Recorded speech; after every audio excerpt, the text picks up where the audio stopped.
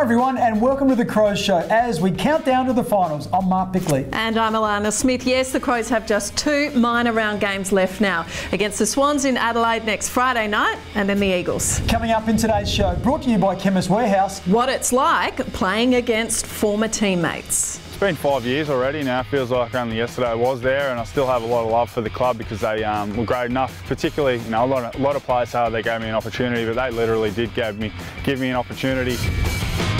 But first, the Crows and the Bombers were fierce rivals last night, but off the field they are working closely together on a special project. For the past 5 years, Essendon has pursued a strategy known as Embracing India, and this year they approached the Crows to partner with them in developing the plan further. So, what's involved in the joint venture? Earlier this year we were approached by the Essendon Football Club, who've been doing some work in India for the last 3 or 4 years, and they wanted to, I suppose, have a partner in helping to develop the game, not just in India, but also in Australia and obviously in our respective markets of South Australia and Victoria.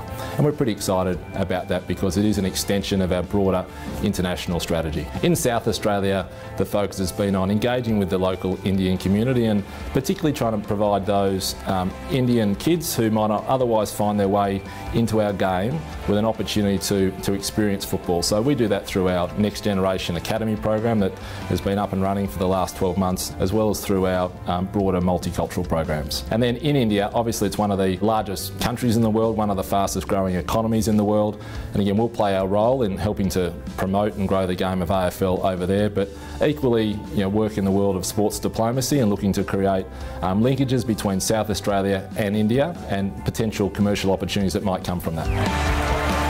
The traditional revenue streams of the Adelaide Football Club, things like sponsorship, corporate hospitality, membership ticketing, merchandise, have all been core to our growth over the history of our club. But off the back of a large and a passionate supporter base, ways of getting material growth now are becoming increasingly difficult. We've got to look for new ways of both growing our fan base and growing our revenue base so that we can invest back into the football club. Fans of our club would have seen this come to life in different ways over recent times. Obviously, one of the most notable and successful was the establishment of a women's team in the inaugural season of the AFLW competition, and that's had great success not just on field but off field in terms of building our fan base as well as generating important revenue for the football club. In more recent times we entered the world of esports through the acquisition of the legacy esports team, and again this is about developing a brand new fan base. And then as part of our partnership with the Essendon Football Club, last night's game was actually streamed in both Hindi and Punjabi to make the game as accessible as possible to fans of football both here in Australia and abroad. Now, most players have pre-game routines that they follow without fail. Tom Lynchs is known to be quite relaxed in the change rooms, regardless of the game. But he does have one habit which he can't get out of. That was also nice. Got it to the sharpshooter Lynch. He turns and he goes because he knows how to do it. My pre-game's pretty simple. A lot of guys have some superstitions, but I maybe have a couple. Always have to have crunch chocolate the night before a game, which is a little bit unique. Always get the same risotto. A good friend of ours, my mate of mine, Aggie, makes my risotto for me.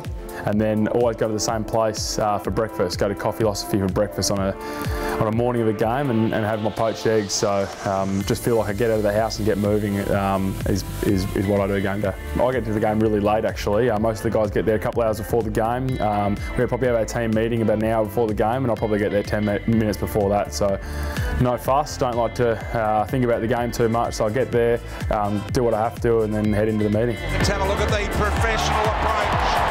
Lynch, no problems at all. Away games, there's a bit of time. I have to go there 2 hours before because we catch the one bus. So when I've got a bit of time on my hands, I like to search the ground and find an AFL record. And if I can find that, I'll spend my time, depending however long it takes, trying to do the spot the difference at the back. So sometimes they take a little bit longer than I hoped, but seeing as I've got an hour up my sleeve, I suppose I can get it done. The kick inside to Lynch, all too easy. Some guys obviously like to warm up really early.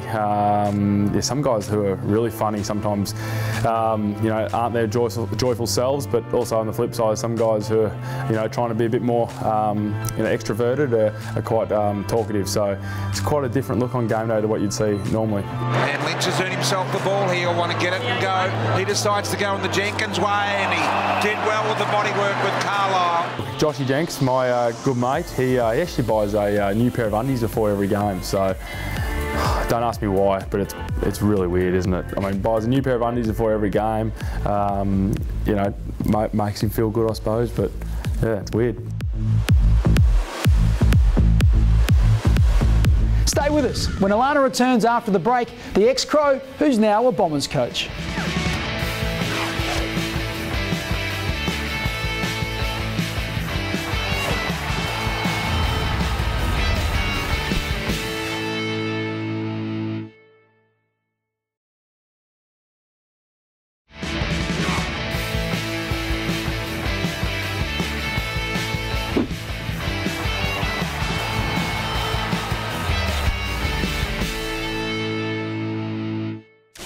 Welcome back. At this time of the year, recovery is one of the most important things for AFL footballers. Ice baths are common practice at most clubs, but the Crows are taking things to a new level with cryotherapy. What exactly is that? We find out.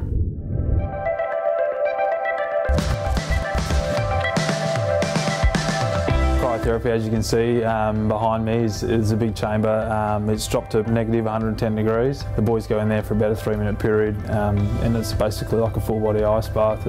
It drops core temperature, it drops peripheral blood temperature, and increases recovery. We're up at -110 on 47 Hutt Street today in the city, so they've just been down at NextGen doing their recovery, and we've shot up here this morning just to tick an extra box. Oh, I'm going. You're going. Took me a little bit to get moving. My toes are still cold, but good recovery. I suppose we've got a couple of 6-day breaks in a row now, so it's about doing the most recovery you can at this time of year. So you move around a little bit, but just stand in freezing cold temperature, obviously -110, which is a bit crazy if you ask me, but it's just, yeah, it's freezing in there. So you move around a little bit, but you can't see too much. Ice baths, you spend a bit longer in there. You certainly feel it, I suppose, around your waist in an ice bath, but that's sort of a whole body chill, and your head gets freezing, your nose gets cold, your toes are cold. I guess in theory do quite similar things, but yeah, there are slight differences between the two, and hence we do them both. Interesting to see how I pull up now over the next few days. It helps with all those contact injuries and just general recovery. Going into the 2 6-day breaks that we have coming up, it's just really beneficial to get in that extra level of recovery. Now, when Jordan Gallucci joined the Crows this year, the last thing he would have expected was a public grilling by Brodie Smith. So thanks to Revolution Roofing, let's see how he copes with the club funny man during his 60-second stint in the hot seat. Welcome to the Victory Veranda hot seat. This week we're joined by our first-year player, Jordan Gallucci. Gooch, where were you born, your club growing up, and your favourite player? My footy club growing up was Collingwood. Used to support them. Favourite player probably Scott Pendlebury, and I was born in just out of Lilydale in Mitcham, in Victoria. No idea what that is, but nice. If you could be professional at any other sport, what would it be? Probably a volleyballer. It's a bit of a different one. That is a different one. Go over to Europe and play volleyball over there. What, beach or? No, just on court. Yeah, right. Good fun. The stingiest player at the club? That'd have to be Elliot Hillwood. Yep, doesn't dish out at all, ever. No. Why did he buy a bowling ball then the other week? Can you Great question. give us some answers on that? Yeah, we went to an op shop because we had the 80s night the other night, and he walked in, found a bowling ball for $10, so he bought it, and that was about it. We'll go for a bit of a different one here. At what age did you start doing weights? If we can get, No, we can zoom in here. we're not zooming in. You've got a man. We've got a man child here. So what age did you start getting the pipes going? I didn't lift a weight until I was 16. I don't believe that for a second. How old are you now?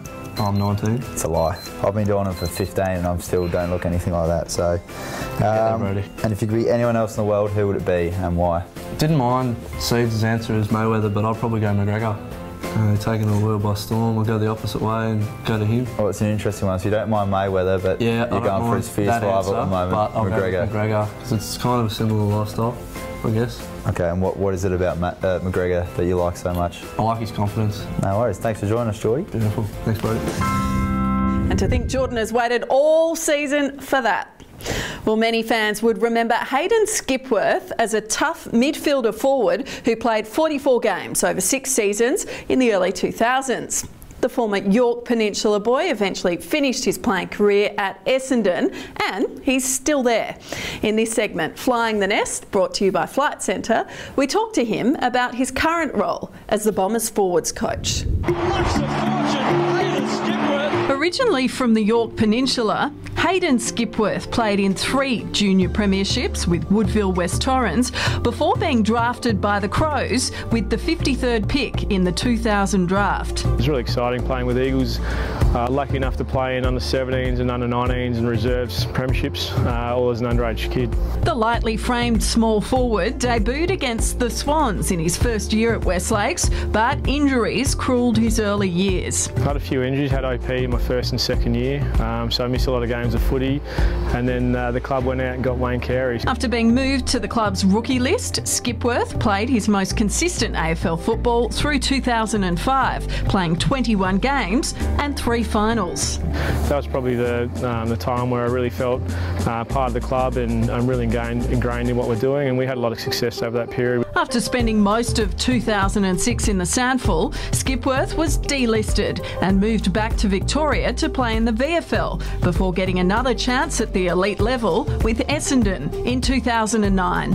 When I finished at Adelaide, I came over and I lived with Matty Knights, who was coaching the Essendon VFL side at the time. Had a really good year in the VFL, was lucky enough to win the best and fairest, and then Essendon picked me up in the pre-season draft that year. He added a further 11 games to his career tally before moving into a development role at the Bombers. I've coached the forward line the last couple of years.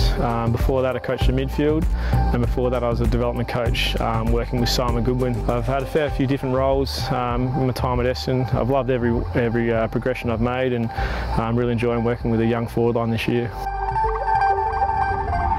Well, Hayden was one of those players whose career over the years was severely affected by injuries.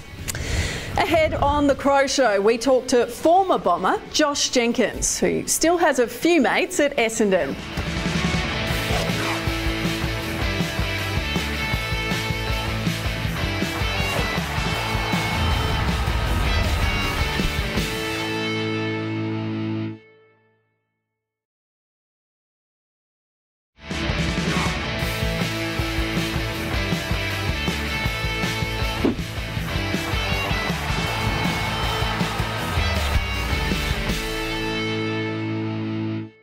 Before kicking goals for the Crows, Josh Jenkins was rookie listed at Essendon, and the versatile big man still has a few friends at the Bombers. We sat down with JJ to reflect on his year, that rib injury, and what's it like coming up against former teammates. Walker to the top of the square, beautiful mark taken by Jenkins, who kicks his 3rd goal. It's been 5 years already now. It feels like only yesterday I was there, and I still have a lot of love for the club because they were great enough. Particularly, you know, a lot of players say they gave me an opportunity, but they literally did give me an opportunity almost off the street. You know, a bit of YouTube footage is all they had to go on, and they gave me a chance. So a lot of those people are still there. Still get on great with a few of the guys. Jenkins, he's hurt now. And he's down. Yeah, he's in a lot of trouble there, Jenkins. I probably haven't been able to reflect on it until now that I feel 100% fit and healthy, and I probably underestimated the injury and thought, as everyone did a little bit, thought I could come back sooner than I should have.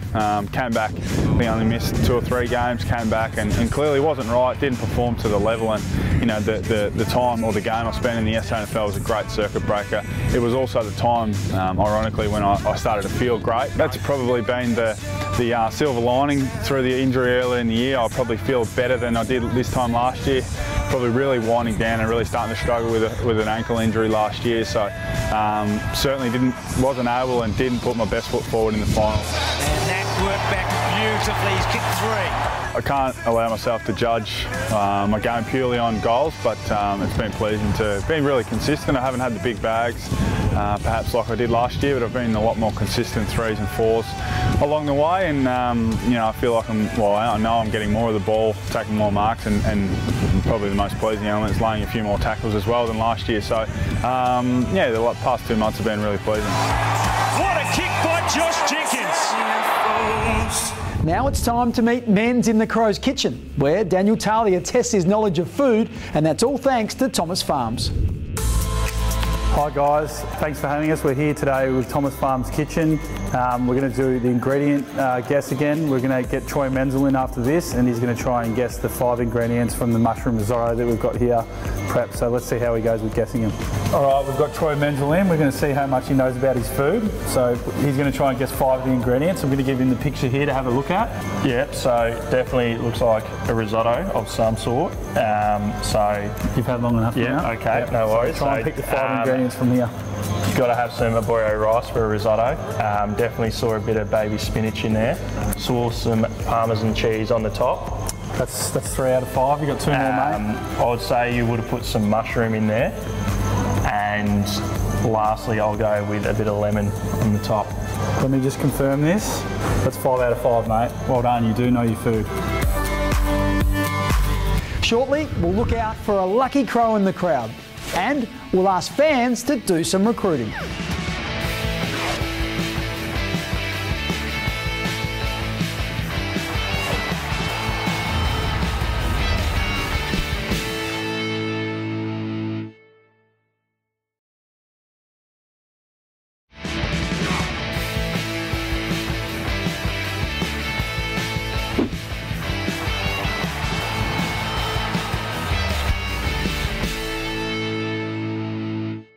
Before we take a look at a couple of highlights from social media, remember that by joining the Crows on Facebook, Twitter and Instagram, you'll get exclusive insights and breaking news every day. And those sites are the fastest growing platforms in the AFL. The club's Twitter following is also the largest in Australian club sport. There was a very popular winner of the Showdown medal last Sunday. Sam Jacobs took home the votes to draw level with Mark Rasciuto and Josh Franco as a 3-time medalist. And Kyle Hartigan made sure he was dressed for the occasion as he helped the boys warm up prior to Showdown 43. Now, we all know Crows fans are fiercely loyal, but there must be one opposition player who they also admire and would love to see in the tricolour Guernsey. Probably 5-4, I'd love Dangerfield back. Probably Cameron from GWS. Maybe Nat 5 or something like that, yeah. I reckon that new bloke, that's Sal Pepper for Port Adelaide. Dyson Heppel. Oh, Paddy Cripps. Selwood maybe. We'll take Jeremy Howe. Come on. Dustin Martin. Joe Danaher. Why bother? We're pretty good. Okay, time to pick a winner. We're casting around for our face in the crowd. And let's see. This week's winner is you. If you recognise yourself, contact the club before 5 p.m. next Wednesday. Be ready with some photo ID and a merchandise pack will be yours. It's as simple as that. That just about wraps up our show, brought to you by Chemist Warehouse. Yes, if you want to see more exclusive stories like those we've brought you today, make sure you visit the club website, afc.com.au. Next week, we'll hear from a former player who's represented both Sydney and the Crows. Sydney told me the day before the draft they'd take me pick 30 if I was still available. Then obviously it was draft morning back then. We were on the computer froze at pick 13, so I went and picked 12. So it all worked out pretty well.